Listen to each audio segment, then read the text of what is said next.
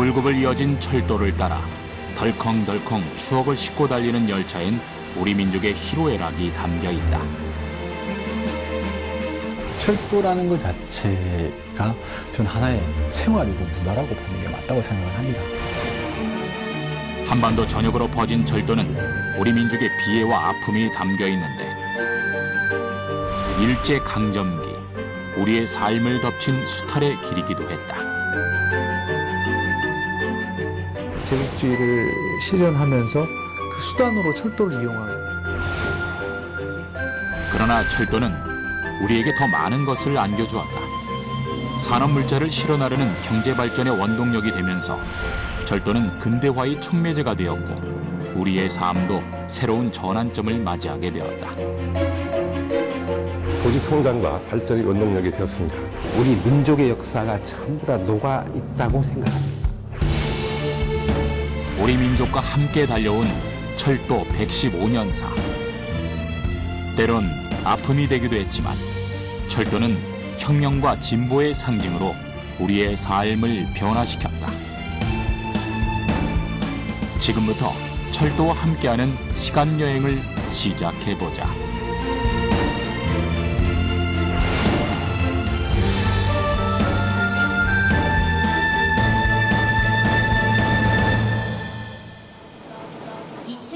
우리나라 최대 명절 추석.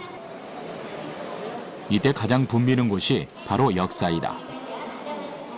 명절을 맞아 고향을 찾는 사람들로 한가히 민족 대이동이 이루어지는데 하루 열차 이용객만 50만 명, 연휴 사흘 동안 무려 150만 명이 열차를 이용한다.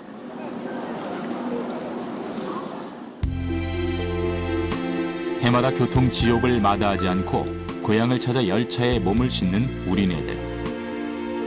그렇게 열차는 고향에 대한 그리운 마음과 추억을 함께 담아 철도 위에서 그리고 우리 삶 속에서 달리고 있다.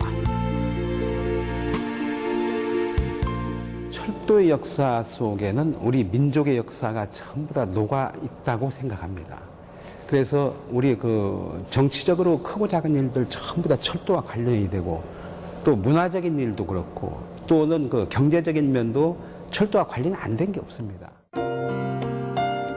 우리와 함께 115년을 달려온 한국철도. 사람과 물자의 이동을 가능케 하며 여러 지역의 경계선을 넘게 했는데 과연 철도는 언제부터 우리 생활 속에 들어온 것일까?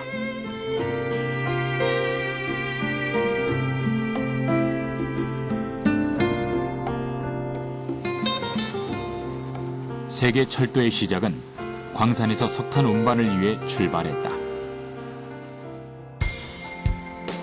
세계 최초로 완공된 완전 철제 다리인 콜브룩 데일이 놓여있는 영국 슈롭시어 카운티. 이곳은 영국 산업혁명기 제철업이 활발하였던 곳으로 바로 여기에서 1804년 리처드 트레비릭이 최초의 증기기관차를 발명했다. 영국 남부 웨일즈 광산에서 광석을 운반하기 위해 사용되었던 이 증기기관차는 수레바퀴를 통해 레일 위를 운반하는 원시적인 형태의 모습이었다. 그 증기기관은 일반적으로 물을 끓이는 것과 같은 원리인데요. 그래서 물의 부피는 기체가 되면서 어마어마하게 증가하게 됩니다. 그러면서 어떤 일정한 용적 내에서 그 기체가 바뀌게 되면은 그 늘어나는 부피를 감당하지 못하고 압력이 발생하게 되는데 그 압력을 이용해서 기계적인 힘을 발생시키는 것입니다. 이러한 원리를 점차 발전시켜 1814년 영국의 조지 스티븐슨이 증기기관차 로코모션호를 제작하였고 1825년 증기기관차에 의한 세계 최초의 공용철도가 탄생하며 철도의 실용화에 성공하게 된다. 그 후 증기기관차는 각국의 철도에 채택되어 장거리 주행에 이용되었고 기관차의 대용화는 19세기 말까지 크게 진척됨에 따라 견인력도 점점 커지게 되었다. 그렇다면 우리나라의 철도가 도입된 시기는 언제이며 유럽에서 시작된 철도가 어떤 경위로 우리 삶에 들어오게 된 것일까? 이제 저희가 해외 문물에 대한 견학을 하게 됩니다. 그때 이제 일동 기후를 쓴 김기수 선생님이 계셨는데 그분이 이제 선진 문물을 가서 이제 무엇이 좋은지 우리나라에 도움이 되는지 여러 가지 것들을 본 책이 있습니다. 거기에 보면 철도가 화륜거라는 표현이 있습니다. 1876년 강화도 조약이 체결되면서 그동안 외국 정세에 어둡던 조선도 해외 문물을 받아들이기 시작했는데 그 첫 과업으로 일본의 수신사를 파견하여 일본의 문물을 보고 오게 했다.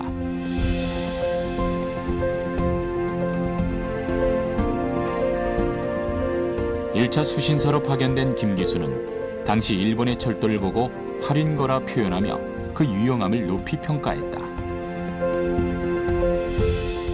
1889년 주미 대리공사인 이하영이 우리나라 철도 건설에 관심을 보인 미국으로부터 철도 모형을 갖고 귀국했습니다. 철도 부설의 필요성을 주장했고 1892년에 이제 미국 사람을 불러와가지고 고종 황제가 불러와가지고 부산에서 서울까지 경부선 철도 놓을 것을 협의를 합니다. 해외 선진 문물을 통해 철도의 필요성을 인식한 우리나라는 이후 철도 건설에 적극 나서게 된다. 가장 먼저 수도와도 가깝고 해양 교통이 발달됐던 인천에서 서울까지 운행하는 경인선을 계획하고 미국 회사에 의뢰 1899년 인천에서 경인선 기공식을 갖게 되었다.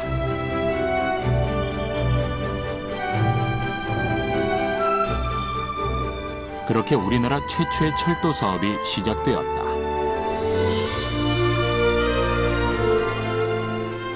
이제 서울하고 가장 가까운 그 당시에는 운송수단의 주 목적이 이제 해운이 주로 수송수단을 했기 때문에 외국에서 들어왔을 때 해운이 들어오는 기점이 이제 인천이었죠. 1899년 9월 18일 오전 9시 서울 노량진역에서 화륜거라 불리던 증기기관차가 인천을 향해 운행을 시작하며 우리나라의 첫 기적 소리를 울렸다.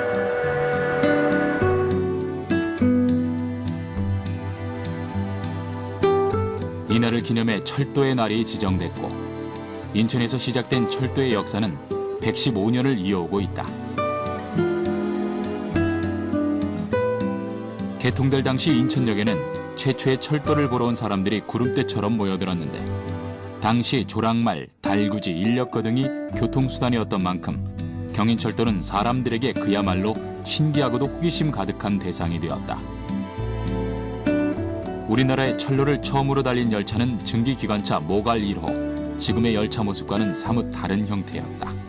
당시에는 이제 당연히 이제 증기기관차인데 그 당시에 최초의 모형들을 보면 증기기관차 한 량에 뭐 2량 또는 3량이 이렇게 편성이 된 걸로 저희들이 알고 있습니다. 그래서 우리나라 최초의 열차인 모갈 1호는 당시 제물포에서 노량진을 달리던 모갈 탱크형 증기기관차 이름에서 따온 것으로 미국에서 만들어진 것이었다. 모든 자재가 미국제입니다. 미국제고 그때 깔았던 선로도 미국제고 그리고 최초로 우리 역을 진 것도 역도 인천 역사를 맨 먼저 지었는데 인천 역사도 미국 역사를 그대로 본딴 거고 그 다음에 이제 기차는 모갈 탱크형이라고 해가지고 전기기관차인데 그것도 미국에서 만든 브룩스사라는 데서 만들어가지고 한국에 와서 조립을 한 거예요. 경인선 건설과 함께 도입된 이 기관차는 미국 브룩스 공장에서 제작된 차량으로 전륜 2개, 동륜 6개가 달린 34톤짜리 탱크형 기관차인 모걸 탱크이다.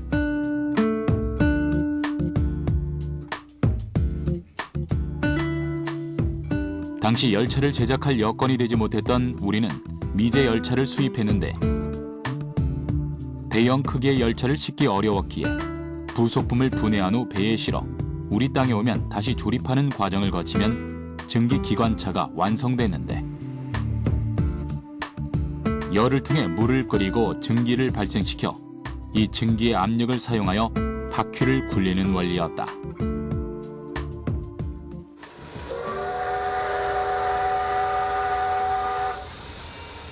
증기기관차는 차체부, 화력으로 증기를 공급하는 보일러, 공급받는 증기를 운동 에너지로 바꾸는 증기회로, 각 차륜을 구동하는 러닝기어로 이루어진 구조를 공통적으로 가지고 있다.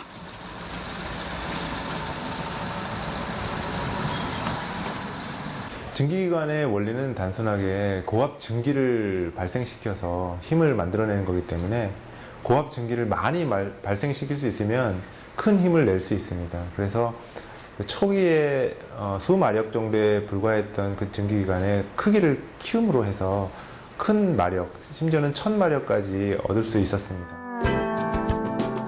증기기관차는 크게 나누면 보일러, 실린더, 프레임, 주행장치, 운전실로 되어 있다. 프레임은 기관차의 등뼈에 해당하며 주행장치의 주요 부분인 동륜이 엑셀박스를 통하여 끼워져 있고 이 위에 보일러와 운전실이 얹혀 있다.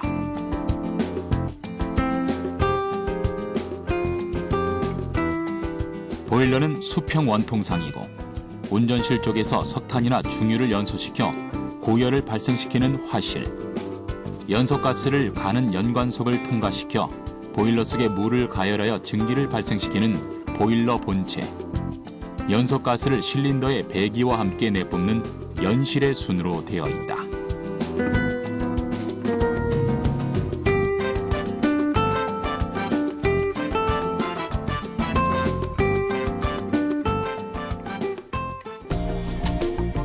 보일러 본체의 물은 화실, 아치관, 연관으로부터 전열되어 증발해서 대형 기관차에서는 16 atm 200도씨까지 상승한다.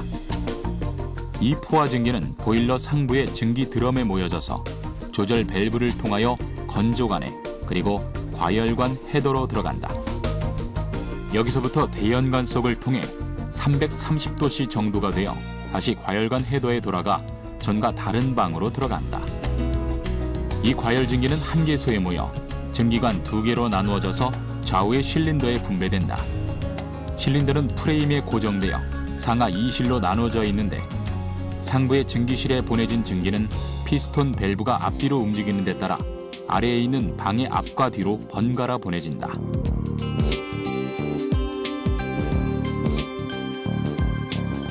피스톤의 전후 운동은 직선 운동으로서 연결봉에 전해지는데 연결봉의 다른 끝은 주 동륜의 크랭크에 연결되어 있으므로 내운동을 하여 동륜을 회전시킨다.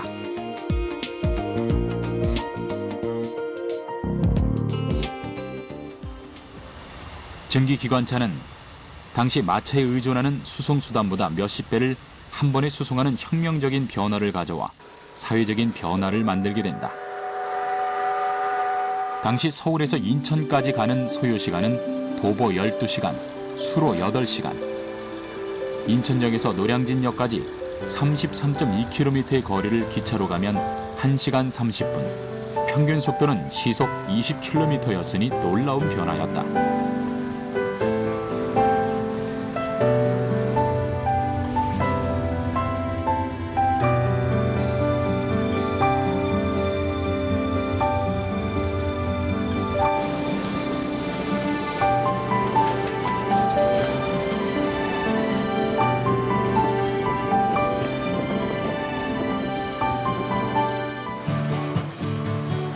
한 번도 경험해보지 못한 속도에 놀란 사람들. 노량진에서 재물포간 요금은 70전이 넘었는데 당시 밥값이 5전, 집신 한 켤레가 10전이었음을 고려하고 하루에 40-50km 도보가 익숙했던 우리나라 사람들에겐 철도가 쉽게 익숙해지진 않은 듯했다.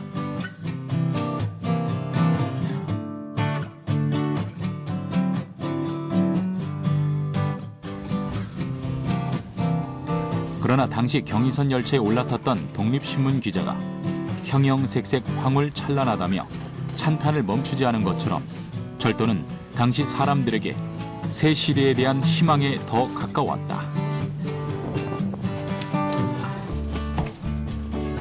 그 당시에 이제 철도 속도 정도라고 그래야 될까요? 이제 속도는 20에서 30km/h 정도에 매우 미약하지만은 그 당시에 다른 운송기관의 속도와를 비교를 했을 때 상당히 획기적인 그런 속도를 보인. 그 당시에 수운에 의해서 인천으로부터 서울로 수도로 오는 그 수운 교통이 이제 철도 교통으로 바뀌게 되고 우마의에서 다녔던 그 인천에서 서울까지의 것들이 이제 단축이 돼서 사람들이 이용하게 되었습니다. 새로운 문물은 우리에게 시간과 속도의 개념을 서구식으로 가져다주기 시작했다. 철도와 함께 근대가 요구하는 시간표와 스피드에 따라 사람들의 삶이 짜맞춰지기 시작한 것이다.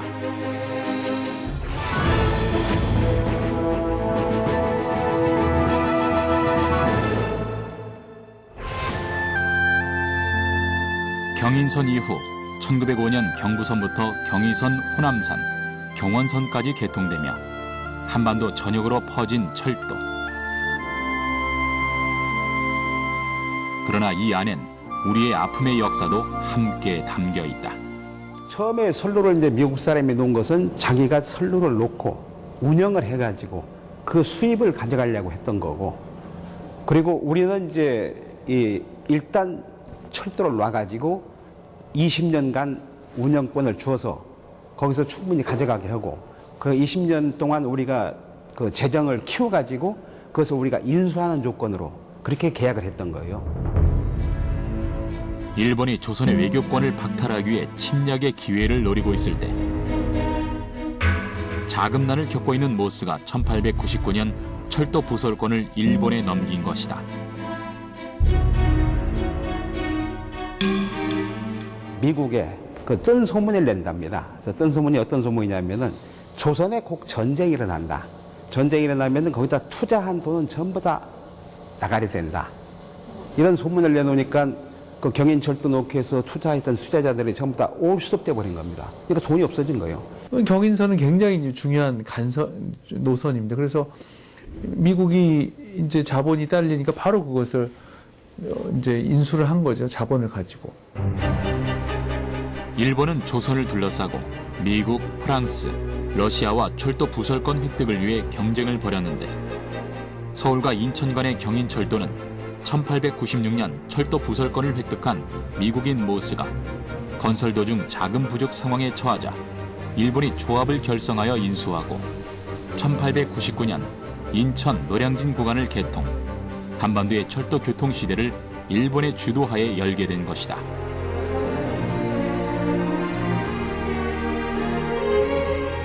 (1898년 9월) 부설권 획득에 성공하고 일본의 자본가들이 중심이 된 경부철도 주식회사를 설립, 1900년 8월 공사를 착공하게 되었다.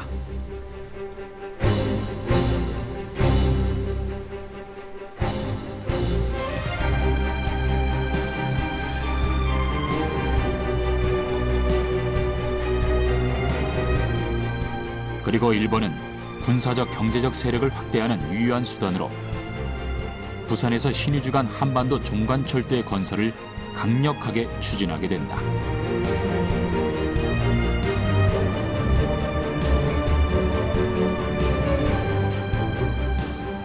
가장 그 대표적인 게 우리나라 이제 경부선하고 경의선을 가장 먼저 뽑습니다. 그게 뭐냐면 이제 부산에서 시작해서 서울로 통해서 신의주까지, 그 결국에는 만줄로 이어지는 그런 철도의 개념입니다. 그래서 보통 이제 걔네들 출발점은 시모노세키라고 보고 있는 거죠. 그래서 이제 우리나라 한반도를 관통하는, 종간으로 관통하는 철도가 가장 우선적으로 건설되었었고, 대륙 침략을 위해서, 오로지 대륙 침략을 위해서 부산에서 서울까지, 서울에서 신의주까지 그 경부선과 경의선을 부랴부랴 놨단 말이에요.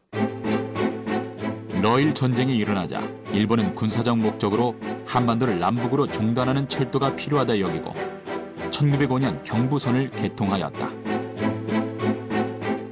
자연히 이제 각 산간 벽지로 전부 철도가 들어가고 그러니까 그쪽에서 생산되던 우리 그 각종 농수산물이나 관공업 그 이 생산품들, 이런 것들 원자재들이 전부 다 이제 일본으로 건너가는 역할을 하게 됐고, 기본적으로 뭐 농업에 대한 수탈뿐만 아니라 그 우리나라 광업, 그 다음에 관광 이런 부분들까지 전반적인 부분에 그 수탈을 목적으로 위해서 철도가 건설되었다고 보면 되겠습니다.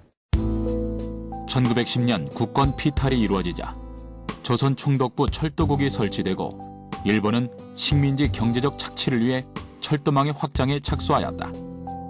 1914년 호남선, 1928년 함경선을 완공하였고 1931년 만주사변을 계기로 일본은 대륙과의 연락망을 확충하기 위해 국경지대 철도 확장 작업에도 착수했고 1942년 중앙선이 개통되었다.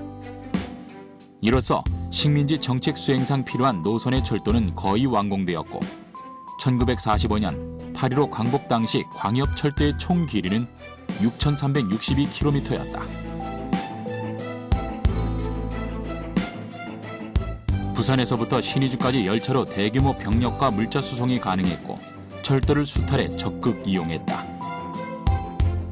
일본은 자기들의 정치적, 경제적 수탈의 목적으로 그 효과적인 식민 지배와 중국 침략을 위해서 우리나라의 철도에 계획하고 일본이 주도하에 철도 건설을 추진했습니다. 당시 철도를 건설하는 주변의 주민들은 건설 공사에 나와서 강제적으로 노역을 했고 그 주변에 있는 사람들은 땅을 빼앗기기도 했습니다. 일제강점기 일본이 조선인들의 노동력 착취를 통해 건설한 철도는 철저히 조선 수탈과 일본이 편의의 근거에 만들어졌다. 이렇게 수탈의 도구가 된 철도는 전국으로 연결되어 도시들이 보다 빠르게 발전할 수 있는 여건이 마련되었다. 현재까지도 철도망 중심으로 가는데 큰 이제 변화가 철도망이 생기면서 수은 중심으로 철도 중심으로 수은에서 강에 있는 주변에 있는 도시에서 이제 철도 중심으로 바뀌는 그런 이제 국토의 공간 구조가 철도 중심으로 바뀌었다 이렇게 말씀드릴 수 있습니다. 철도는 도시의 형성에도 큰 역할을 했다. 현재 대전을 지금의 모습으로 만든 결정적인 이유엔 바로 경부선에 있다. 조선시대 대전은 벌판이었고 충청도에서 그 비중이 낮은 지역이었는데 일본이 부산, 대구, 대전, 서울로 이동하는 노선을 만들면서 철도역을 만든 대전이 크게 발전해 지금에 이르게 된 것이다. 원래 대전은 아주 한가한 시골이었고 본래 그래서 그 좀 발달한 공주를 경유해서 그 경부선을 계획을 세웠었어요. 근데 공주에 사시는 그 옛날 양반님들이 무슨 소리냐 안 된다. 여기 어떻게 그런 게 들어가냐 해가지고 반대를 해가지고 결국은 그 한산한 대전으로 경유해가지고 경부선이 개통이 됐거든요. 대전은 1938년 최초의 도시계획이 수립되어 시로서 본격적인 발전을 하게 되었다. 대전의 발전축도 대전역과 서대전역 중심으로 1905년 대전역이 1914년에 서대전역이 생기면서 이 두 역을 연결하는 지역이 발전하게 되었다.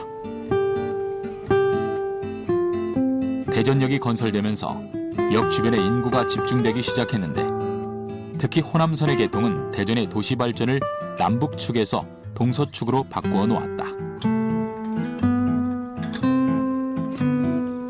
철도가 개통되자 대전의 인구가 급격히 증가했다.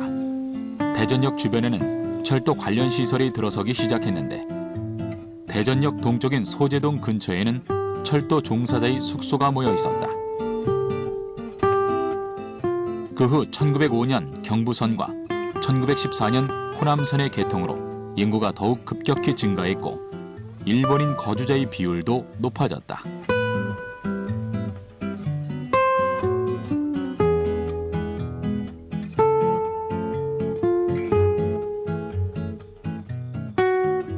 (1905년) 대전이라는 도시가 생기기 전에는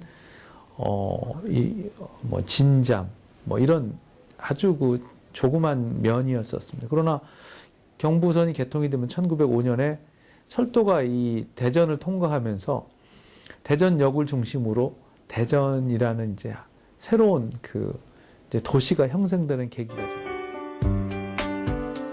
대전역의 발전축이 서쪽으로 확산된 결정적인 계기는 서쪽의 충남도청이 공주에서 대전으로 이전한 것이었다. 충남도청의 이전으로 대전은 크게 발전하게 되는데 1년 사이에 인구가 50% 가까이 증가하게 됐다. 행정적으로는 대전국이 신설되고 점차 대전면, 대전읍으로 승격하였고 1935년에는 대전읍이 대전부가 되었다. 이 과정을 거쳐 오늘날 대전이라는 도시가 형성된 데 가장 중요한 역할이 된 것이 바로 철도인 것이다.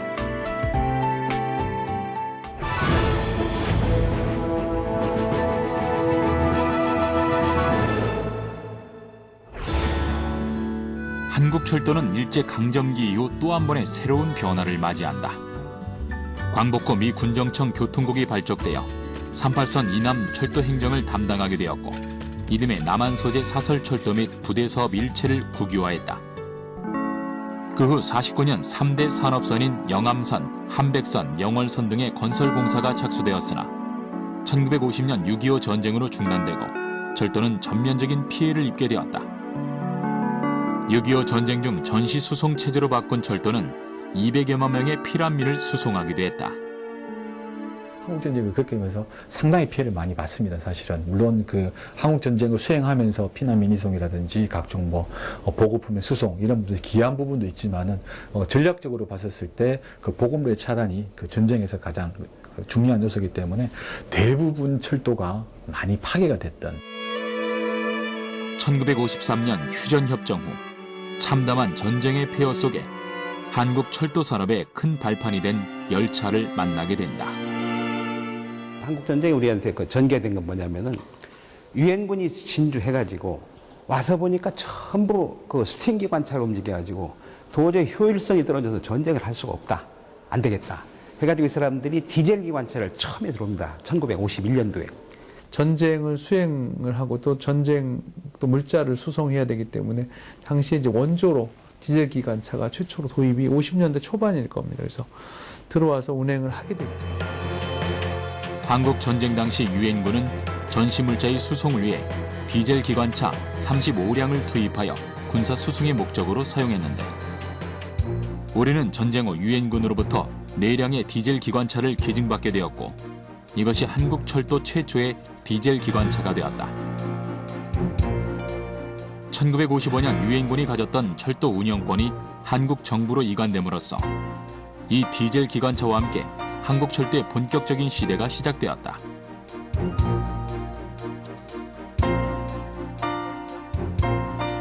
전기기관차는 아시다시피 그 물을 끓여가지고 보일러에서 끓여가지고 거기서 나오는 전기의 힘으로 피스톤을 움직여서 그 피스톤을 이렇게 회전 운동으로 바꿔가지고 돌아가는 거거든요.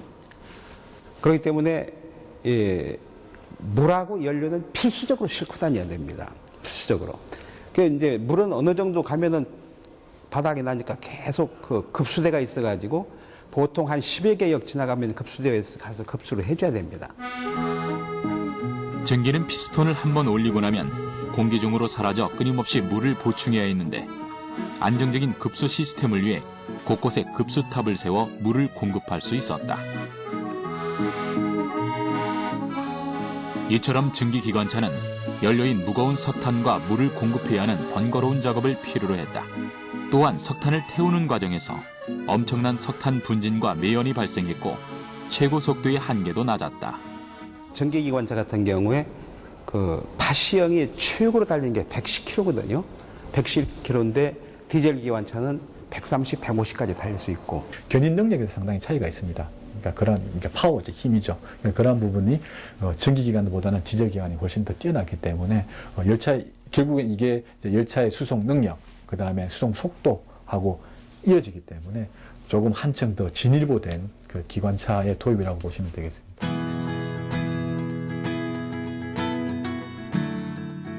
운행의 편리성과 빠른 속도로 디젤 기관차는 점차 증기 기관차를 대신해 철도를 누비게 됐고 1967년을 마지막으로 증기 기관차는 역사 속으로 사라지게 됐다.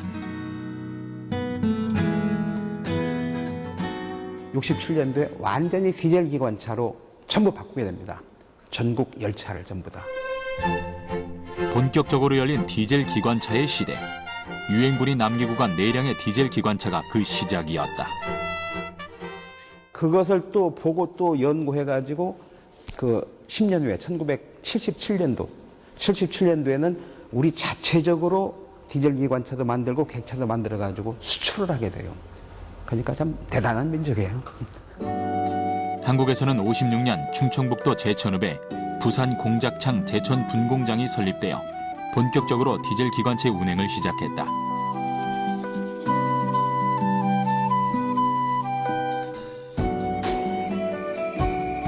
그 후 디젤 전기 기관차에 대한 정비와 운전 기술이 크게 발달함에 따라 동력 차량의 현대화를 위해 디젤 전기기관차의 도입에 총력을 기울였는데 경제개발 5개년 계획 일환으로 디젤 기관차 15량을 도입하고 1967년까지 순차적으로 157량의 디젤 기관차를 도입해 운용했다. 그렇게 외국에서 도입하며 의존해온 디젤 기관차는 1979년 드디어 국내 자체 제작을 하게 되었고 이후 국산화 디젤 전기기관차가 운행하게 되었다.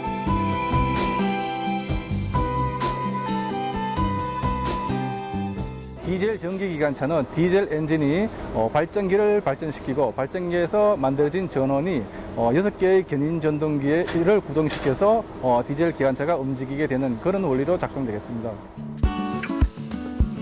디젤 기관차는 디젤을 연료로 하여 디젤 엔진을 작동하여 움직이는 기차로 디젤 기관차의 엔진은 실린더 내의 공기를 흡입, 압축해서 고온 고압으로 하고 여기에 경유 또는 중유 연료를 분사하여 전기로 발화시켜 피스톤을 작동시켜서 동력을 넣는 내연기관에 의해 구동되는 것이다.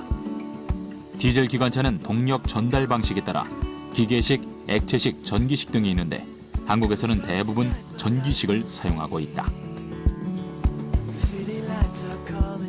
이 장치는 디젤 전기기관차의 핵심 장치로서 헤드를 고정하고 있는 크레브하고 연료를 분사시키는 분사 로커함과 배기가스를 배출시키는 변교로 구성되어 있습니다.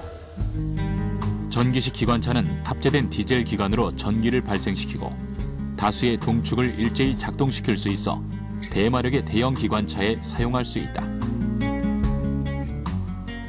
전기기관은 물을 기화시키면서 일어나게 되는데 물이 기화되는 과정은 아주 빠른 순간에 한꺼번에 일어나는 것이 아니고 천천히 물의 표면에서 발생되는 것입니다.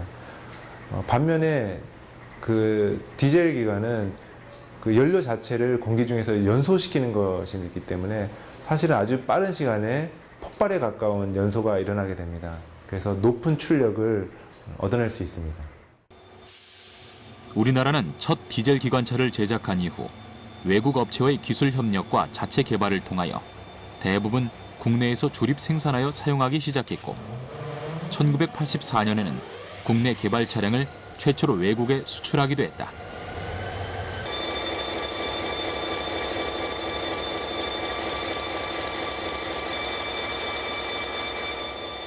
디젤 전기 기관차는 구조가 복잡하고 무겁지만 엔진으로 직접 바퀴를 돌리는 것보다 전기 에너지로 바꿔서 전동기로 움직이게 하는 것이 큰 힘을 낼 수 있어 우리나라에서는 거의 모든 디젤 기관차가 디젤 전기 기관차이다.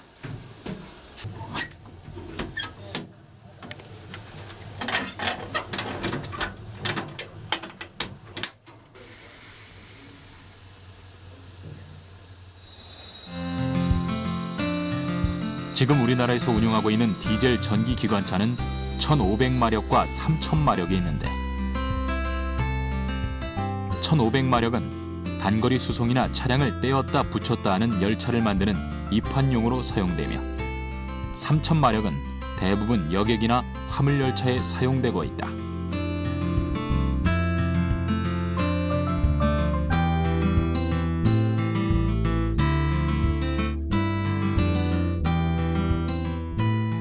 몇천 마력의 대마력을 얻기가 어려울 뿐 아니라 보일러, 응축기가 항상 필요하여 소형 경량화가 어려운 등의 결점이 있는 증기기관차의 단점을 보완하는 디젤 기관차의 등장으로 우리나라도 철도 발전에 박차를 가하게 되는데 철도와 함께 산업화가 급격히 성장하게 됐다. 또한 이러한 근대화 과정은 우리 생활상에도 큰 변화를 가져다 주었다.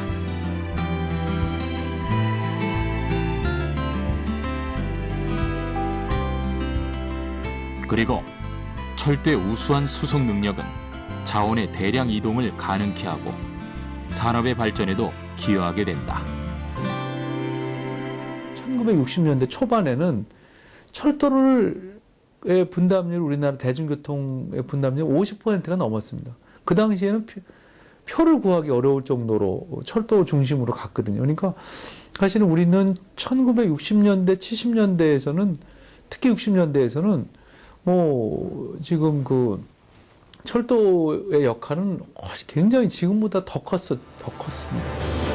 철도가 대중교통으로 자리 잡고 우리 삶에서 없어서는 안 될 수단이 되면서 철도도 점차 발전되어 갔다. 1967년 서울에서 부산 구간부터 운행되기 시작한 비둘기호가 도입됨과 동시에 전기기관차는 사라지고 효율성이 높은 디젤 기관차가 전면 확대 배치됐다. 1983년에 무궁화호가 제작되면서 한국철도는 일반적으로 알려진 새마을, 무궁화, 통일, 비둘기 등 4개 열차로 나누어지게 된다. 무궁화호는 당시 우등열차로 불리면서 1984년 제작된 디젤 동차와 함께 많은 인기를 끌었다.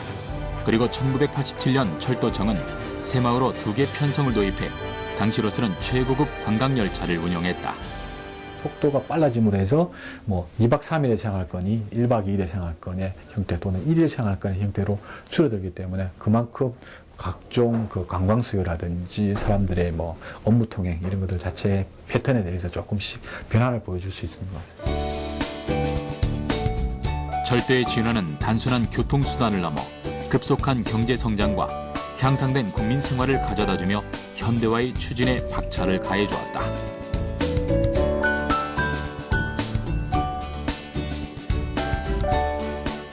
그리고 이후 등장한 다양한 교통수단들과 함께 대한민국은 현대화된 교통문화의 시대로 접어들게 된다.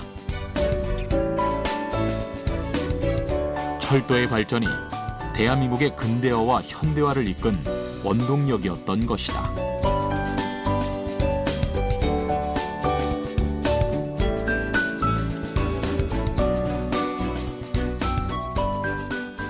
우리나라 교통수단 자체가 변특의 변화에 따라서 우리 생활이 변하고 우리 문화가 변하고 결국 나아가서 이제 경제가 어떻게 변하느냐라는 그런 형태라고 이제 관점에서 본다 그러면 일제시대 때의 초기에 그 당시 우리나라 대한제국 말기 시대에는 어차피 우리나라가 이제 산업화를 하기 위한 시기이기 때문에 꼭 일본이 아니더라도 분명히 그 당시에는 철도가 우리나라에 건설되어야 되는 그런 시기라고 보고.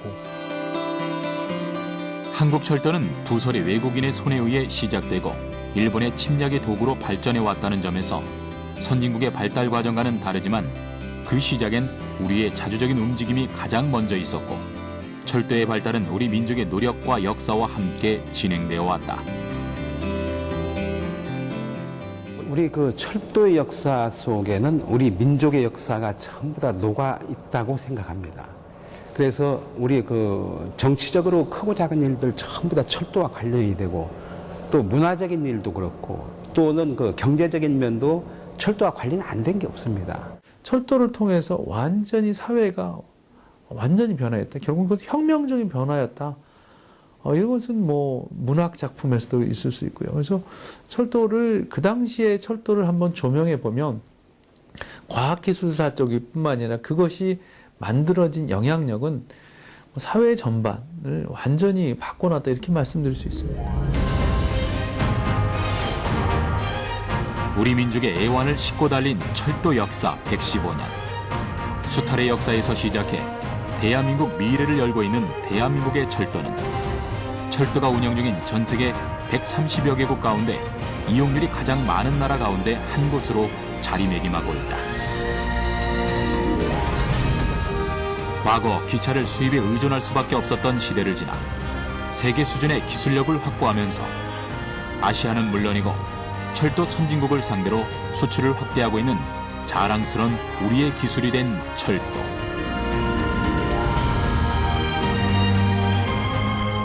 한국의 철도는 편리한 교통수단으로 산업화와 근대화를 발전시켜 우리에게 수준 높은 생활을 가져다 줬을 뿐 아니라 아픔의 역사를 뛰어넘어 새로운 기술과 문화를 만든 우리 민족의 끈기와 정신을 새겨주었다.